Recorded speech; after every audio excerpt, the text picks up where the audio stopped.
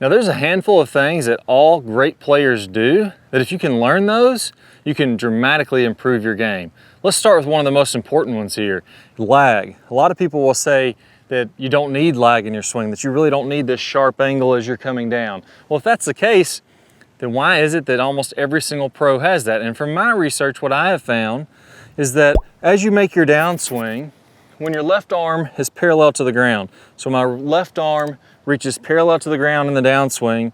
If you're looking from face-on video, you can take this right from your phone. You want to see an angle between your left arm and the club shaft of somewhere around 40 to 65 degrees. So this would be 90 degrees straight up and down. This would be 0 degrees. You want to be somewhere 40 to 65. That's the PGA Tour data. Here's one of the biggest mistakes I see when people are trying to get lag in their downswing though. What happens is, in the backswing, they want to get this angle of lag really bad. They're conscious of this. So they start to set the club really early to get this big angle of wrist hinge going back.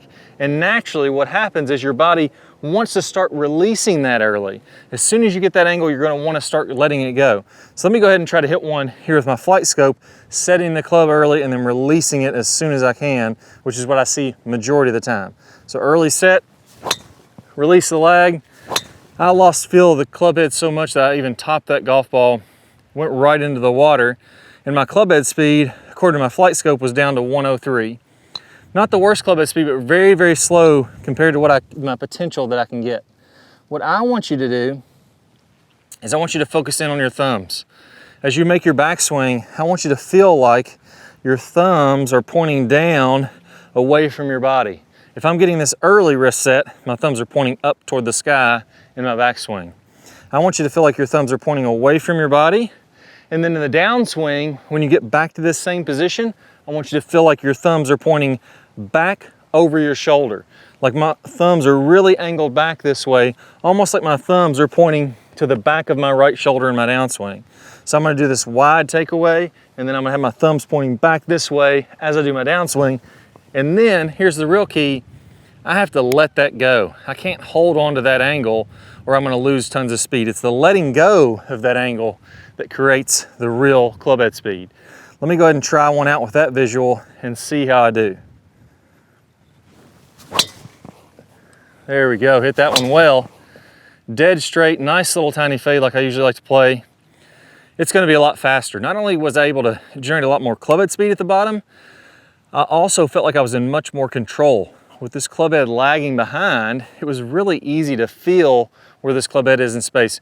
When you start to flip it a little bit, it outraces my hands, and now it feels really unstable up here. Again, like I said, when I did my slower one or my first one, I just couldn't feel where the club head is. I couldn't tell if it was high or low or where it was at. It made it really difficult to make contact, which is why I topped it. So 117.6 carry distance was 309. 338 total distance, so pretty daggone good. I'm happy with that. Now, the way we found these numbers out and why I recommended that 40 to 65, I actually did a lot of research on this, my team did. We took all the major winners from the year 2000, found very high quality video of their swing, and we started looking at different aspects of that, and we boiled it down to 5 things that all pros do really well that regular players, mid-handicap players, high-handicap players, even lower single-digit players, they tend to not do all these as well. Lag was the first one. When we measured those players, we paused all those players when their left arm was parallel to the ground, and we found that the average angle was 54.83, meaning 90 degrees, 45 degrees would be kind of in the middle. This would be 0 degrees, so just a little less than 55 degrees, roughly 55 degrees. When we took the outliers, so we took these roughly 50 players, we got rid of the top 5 that had the most crazy angle of lag. Maybe they had super flexible wrist. We got rid of some of the players that maybe got rid of a little bit of lag and then created more in the downswing. Got rid of some of those outliers. Every other player fit in that angle that we were just talking about, that 40 to 65 degrees angle of lag. So you may hear somebody say, I don't think lag is that important. You know, golfers don't all have to have lag. Maybe it's true, but from my research, from what I've found, it's pretty important. All the good players are doing it. When I teach players to create more lag, sometimes I've had players pick up 50 and 60 yards over a fairly short period of time by getting rid of that cast. So it's pretty simple. We want more lag. That's one of the best drills to start you getting some more lag.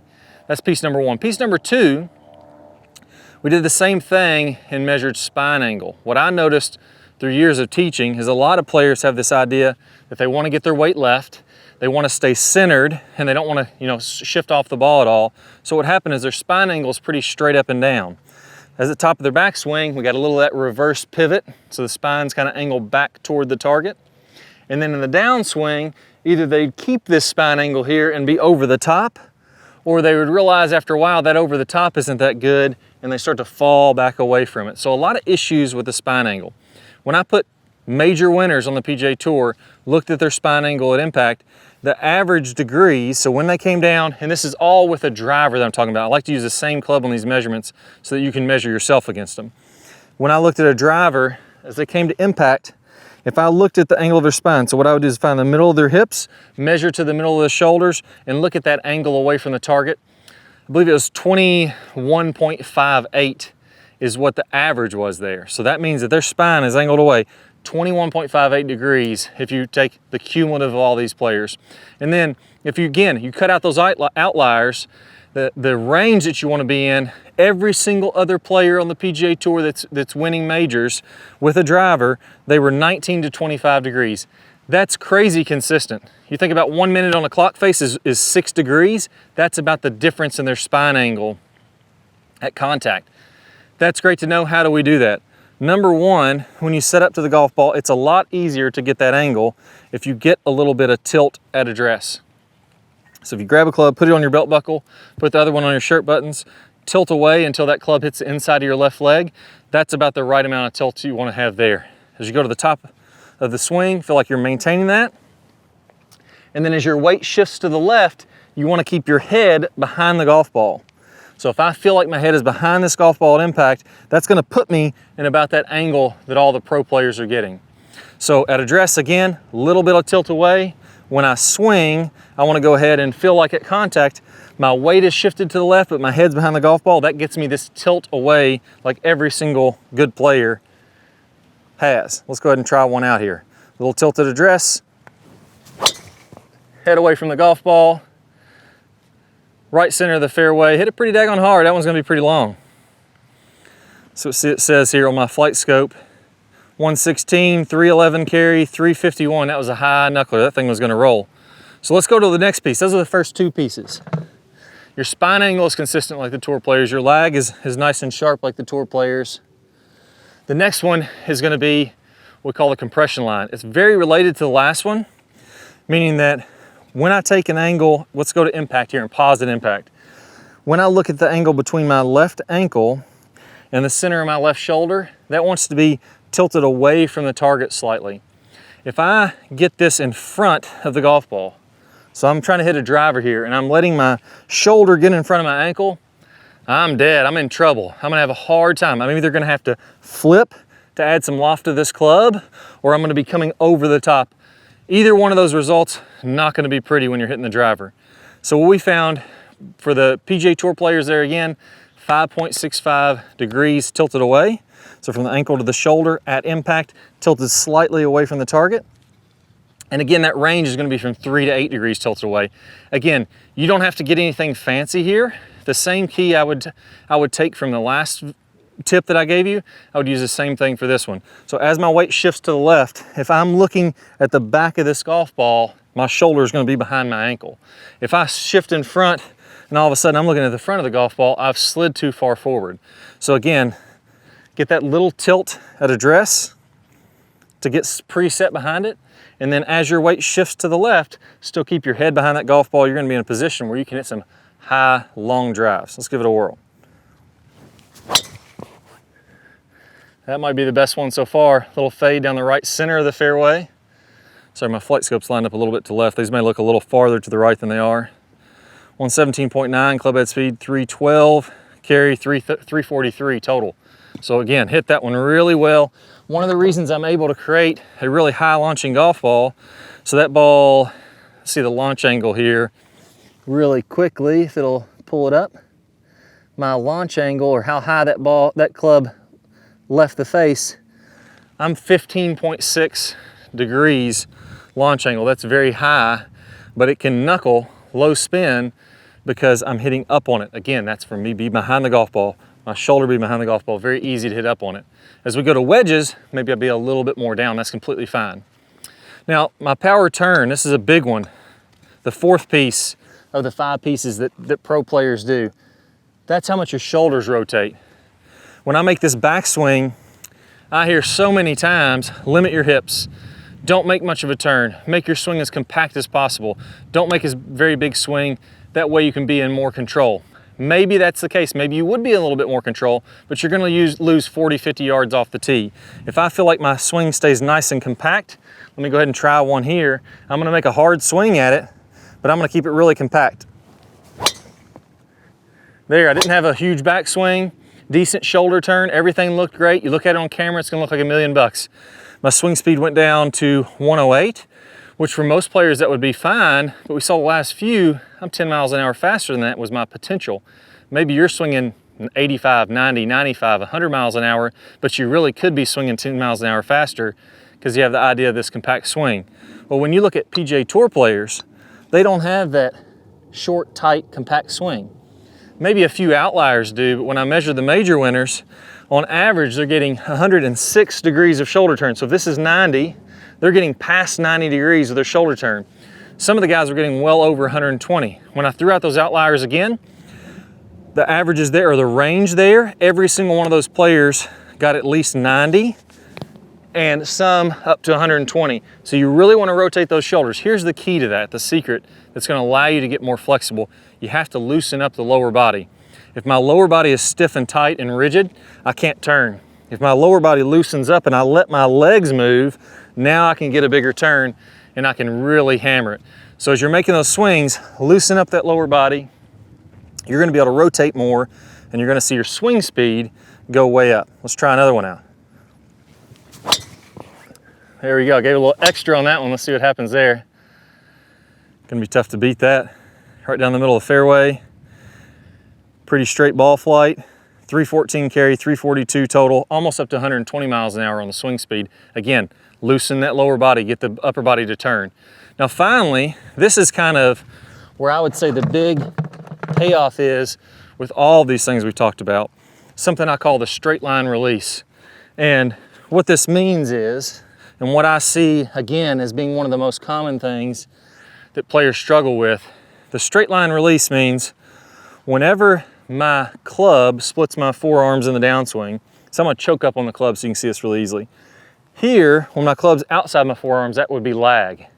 As I come to impact, club be kind of around my left forearm, that would be kind of a little bit of forward shaft lean related to my body. But then every club in the bag, the club is gonna split the forearms about, I like to say 45 degrees in front to keep the math simple. So I'm lagging and then releasing everything out in front. With an iron, that ensures that you have forward shaft lean, you can press the golf ball, you hit it nice and solid, you're super consistent because your hands are in front. With a driver, same thing. My body is tilted back away from it. My body is moving in a way to where everything is releasing out in front, and then my club is just lagging behind for the rad. It's accelerating through the ball and whipping to that release point out in front. Again, when I looked at PGA Tour players, the average 39.5 degrees in front. So again, if this is 0, this is 90 degrees in front. This would be a 45. They were 39.5. Was the very first time the club split their forearms. I see all the time players in their downswing letting that club split their forearms back here to where their club is negative 20 degrees and it's already splitting their forearms. Kills your distance, kills your consistency, and is simply not what the best players in the world are doing. Again, you knock off a few of those outliers, you take the range that the rest of the pros are in, they're from 28 to 50 degrees in front. So 28 degrees somewhere around in here, all the way up to 50 degrees up here. So everybody is releasing that club in front. Here's the cool thing with that. If you're focused on that out in front release, you can go ahead and have as much lag as you want.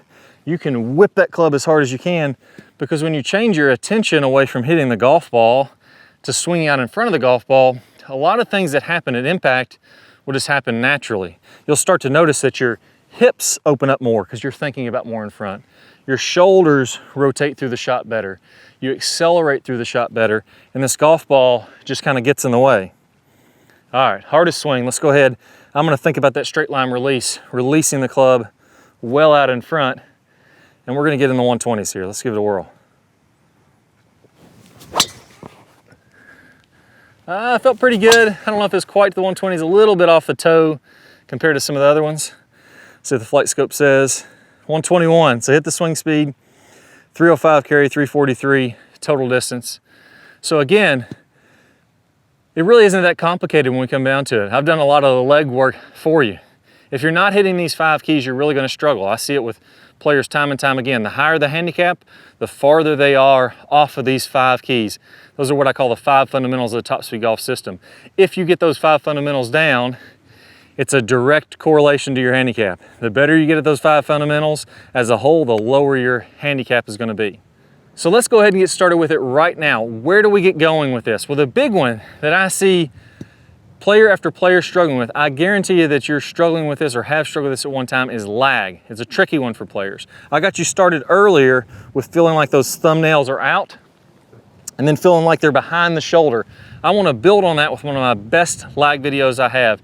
I wanna play a preview of that here in a second.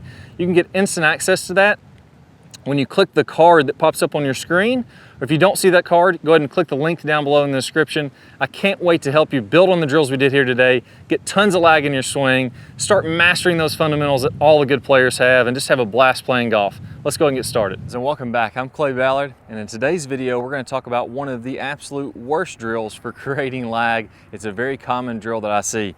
And in this drill, what we're gonna do is we're gonna set the wrist very early to create an angle of lag, and then we're gonna try to hold this throughout the swing. It's one of the worst things that you can do to build lag. I'm gonna talk about the science behind why this is the case, and I'm also gonna give you a great drill to help you improve your lag, all in this video. Let's go ahead and get started. If I do it this way versus holding that position, exact same thing happens when we're building the lag in the golf swing. So what we wanna do is throughout the swing, I want to have a very low and wide takeaway. So I'm not going to set my wrist early at all.